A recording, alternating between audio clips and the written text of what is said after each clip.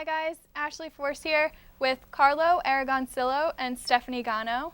Hi guys, how are you doing today? Good, how are you? Good. Good, thanks. On behalf of RTN, I want to thank you guys for coming in and talking with us. I understand you guys have family in the Philippines, is that so? Yeah. Yeah, Okay. mostly Manila, but just recently, we found out we haven't heard from some family down in Tacloban, the island of Leyte. So we haven't gotten any updates. Not really sure, to be honest with you. Wow, so yeah, I understand Tacloban was severely hit, and I'm sure that's the case with thousands unable to contact their family members. So you guys haven't heard from them at all? No, we haven't been able to. Okay, now, were you guys born and raised in the U.S.? I was. Carla. Yeah, I was actually born in Japan. I come from a military family. My father was in the Marine Corps for 20 years. And then myself, I'm actually an officer in the Army Reserve. Oh, wow. Yep. Have you guys been involved in any relief efforts on your own? Me personally not. I should. I feel like I should, but personally no. Yeah, but I mean, she's also one of the big supporters. Family is really what it comes down to. And for myself, ever since my military career started, Steph's always been there for me.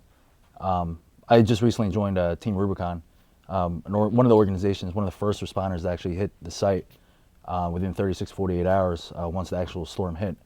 And what they're doing now is just search and rescue missions, medical missions, providing relief aid, supplies, medical supplies. Wow. So. Was that something you pursued, or did they just kind of throw you in there? Well, that's the thing. It's not exactly military. It is veteran focused, but it's nothing directly associated with the military. The whole purpose of Team Rubicon is they want to give veterans, when they come back from overseas or they get done their duty, once they take that uniform off, you still want to be able to provide for people, protect and serve. So giving people a renewed sense of purpose and being able to translate that into disaster relief, I mean, that goes a long way, especially in the Philippines now. Yeah, I can imagine. Has Team Rubicon sort of gave you inspiration to pursue relief efforts in the future?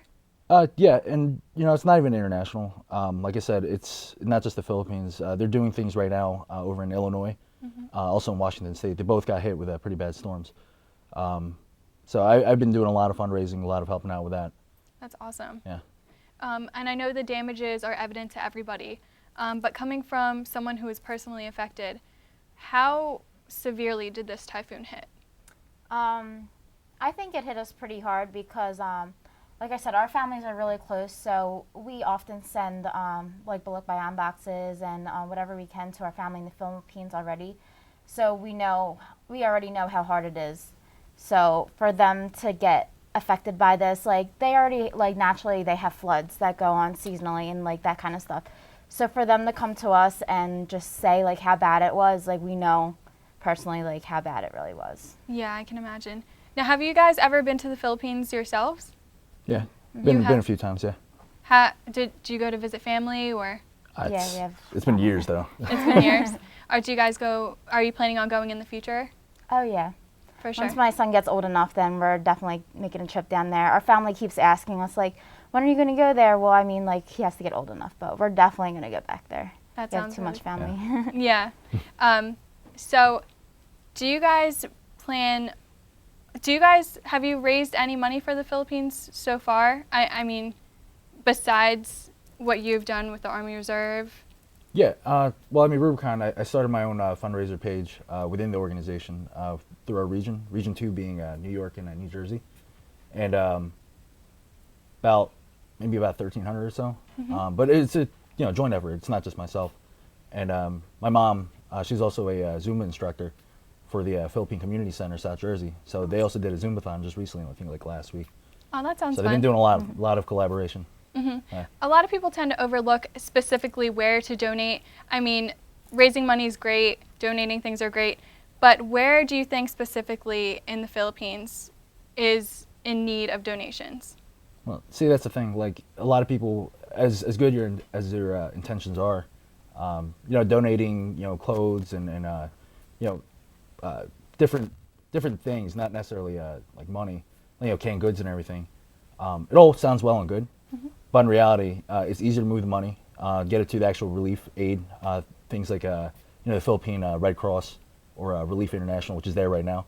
So actually being able to do that is just a little bit more direct, because not everyone's going to need the food, in cans or the boxed clothes or anything like that. True. And going with what he said, like I think money donations are so important too, because not only are they not going to need it, but customs in the Philippines is so much different than it is here. Like I don't think a lot of people realize that. So if you don't send things the right way, then a lot of it's going to go to waste. Wow, yeah. So yeah, not a lot of people realize that. So that way, if you send money, then once it gets over there, the relief organizations can spend it on what they really need over properly there. distribute it. So. Wow, yeah, that is such a minute detail. Thank you guys so much for the insight and your time. And I know you guys are anxious to see how we're doing with donations, so we're going to go over to the phone bank with Maria and Caitlin.